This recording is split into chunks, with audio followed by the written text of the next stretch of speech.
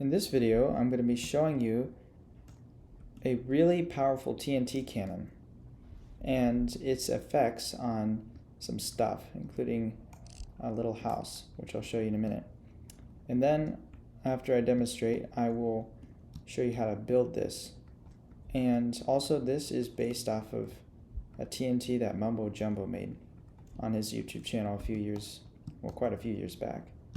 But I was always fascinated by that and built my own version. It's slightly different, but it's the same basic concept. And even after all these years in 1.19, the same concept still works. So that's interesting. So here's our target. It's this lovely little tiny house, which I like building tiny houses. But basically, in here we have this guy, and we have some potted plants, some storage. We even have a little basement down there. And yeah, we're just gonna see what it would do if someone aimed this at your little house. Let's see how this works. Alright.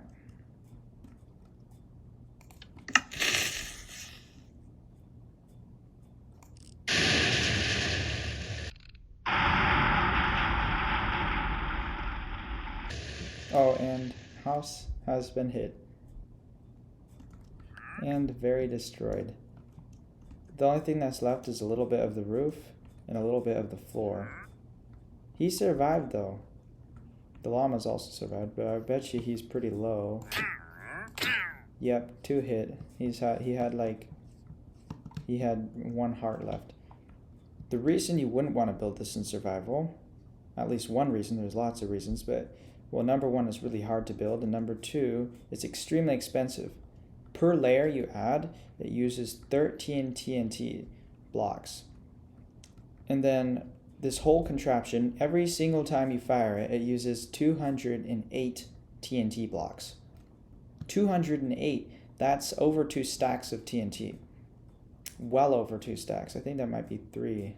Correction, it's 3.2. It uses about 3 1/4 stacks of TNT.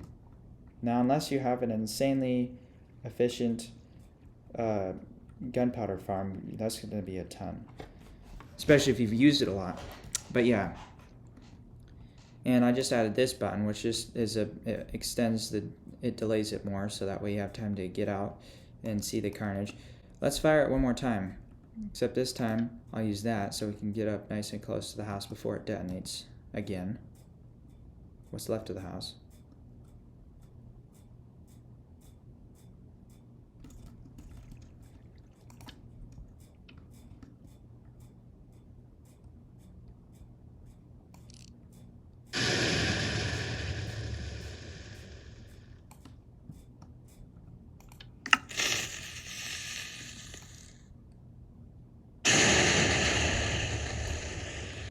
I think when you get out there far away, it's actually, this is out of simulation distance, so the TNT doesn't detonate or something. I don't know. Oh, by the way, the TNT cannon is powerful enough to fire directly through all these rings. These are rings with a 1x1 hole in the center, and they're spaced 10 blocks apart. There are 7 of them. Any more than 7 and it can't. It'll hit the edge of the next ring and break it, blow it up. But you can go through 7 rings and stay on that level trajectory, which is crazy because that takes an insane amount of power. Alright, well, now I will attempt to show you how to build this. So it's quite simple.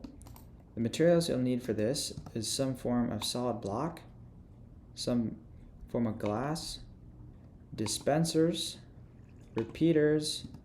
You'll need redstone and lots of TNT. Oh yeah, and you'll need water. You'll need a fence gate and a pressure plate, and you'll need blue ice, or any kind of ice, but blue ice is the slippiest, so it probably works the best. Alright, so what you want to do is start off with a platform. I'm building it 3 blocks up, so you build a platform that is 5 blocks long, and then you put your fence and your pressure plate on top of that. And then you get your ice, packed ice or blue ice, and put it in front of that. And now you build up, you need to put some temporary blocks down here. Put in dispensers, and then you can break these blocks. Another temporary block, more dispensers, and put dispensers all the way around in a ring like this. So that'll be a total of 11 dispensers. And now you can place 2 more dispensers on either side of the ice block like this. For each layer, this is what your dispenser layout will be, and that'll be consistent throughout all the layers. And now you need the redstone parts. So basically for this, you build back 4 blocks. On that 4th block, you can put a button. It'll be a good time to put water in here. And now you can put a repeater here. You can put redstone here, and a repeater there.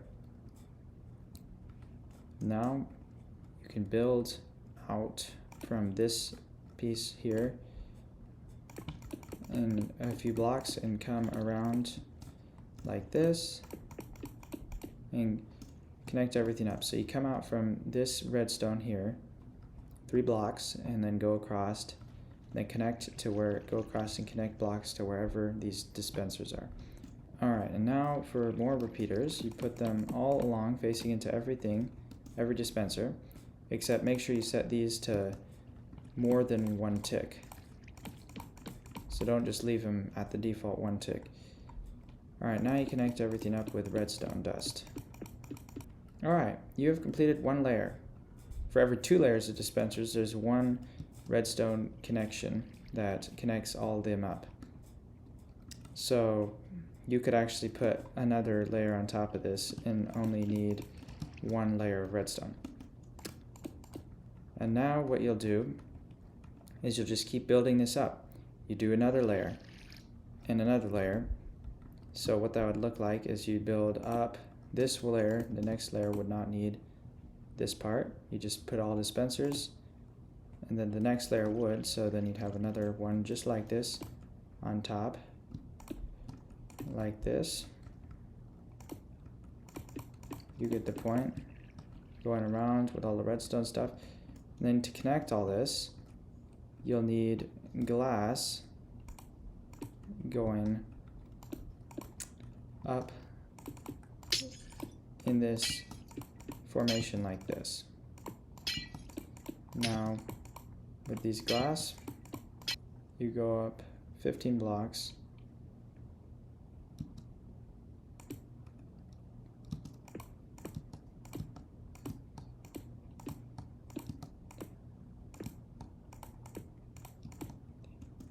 so we can go 1 more or 2 more levels.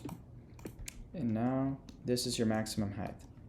So now every single time where when these glasses, you build another layer of this, and you keep going up with your dispensers on both sides. But one thing important to remember that I didn't mention yet is, so you'll be building up, right, all your dispensers. So once you place them down, and it's important to put glass on either side like this, and then glass in the center the rest of the way up. So this will form a chamber where the explosion can blast through here, but these glass in between will divide these 2 layers so nothing can fall on that pressure plate. Because if any TNT falls on that pressure plate, this thing will blow up and it will destroy itself, and then you have to rebuild it, and that's no fun. So keep going up with this glass piece being in the center each time until you reach the very top, and make sure it's all filled with TNT. And I have these set to exactly 2 ticks, so it's just 1 This TNT will fire 1 tick later than the main firing TNT will. So then this will be fired, and very shortly later it'll blow up. You can see just how many dispensers, and every single one of these is filled with TNT, including all these ones. You're effectively firing around 30 pieces of TNT. 32 actually. You're firing 32 pieces of TNT downrange with all of this TNT. So this is just one design of TNT cannon. Like I said, originally made by Mumbo Jumbo. Feel free to experiment with any kind of TNT cannon. It's great. It's a great learning process to look into how to build these and explore the mechanics. And have a good day. I hope you enjoyed this and learned from it. And thank you for watching.